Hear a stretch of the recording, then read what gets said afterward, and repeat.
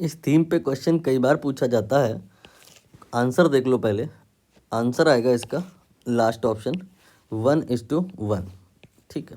Question क्या है, एक पार्टिकल है, मास है उसका 4m और वो डिसइंटीग्रेट हुआ है, मतलब उसके दो पार्ट हुए हैं, एक m और दूसरा 3m। और बताना ये है कि जो m और 3m है उनमें कुछ वेलोसिटीज़ होंगी एंड कुछ काइनेटिक एनर्जी होगा एंड कुछ मोमेंटम होगा। डी ब्रॉगली वेवलेंथ का रेशियो क्या होगा ये बताना है। ठीक, तो लेट अस कंसीडर अ मास।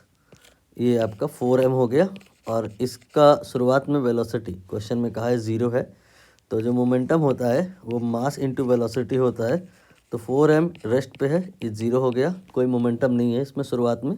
और फिर बीच में से यहाँ मान लो कोई क्रैक आ गया, तो इसके दो पार्ट हो गए, एक जिसका मास m है और दूसरा जिसका mass according to the question 3m है।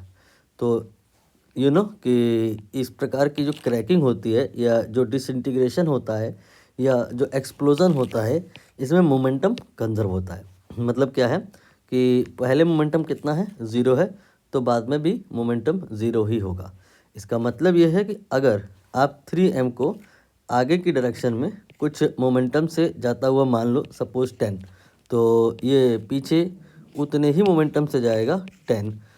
पीछे होने की वजह से ये मोमेंटम माइनस में लिया जाएगा, ये प्लस में लिया जाएगा और इन टोटल ये 0 हो जाएगा। और 0 ही होना चाहिए बिकॉज मोमेंटम कंजर्व होता है और पहले ये 0 था।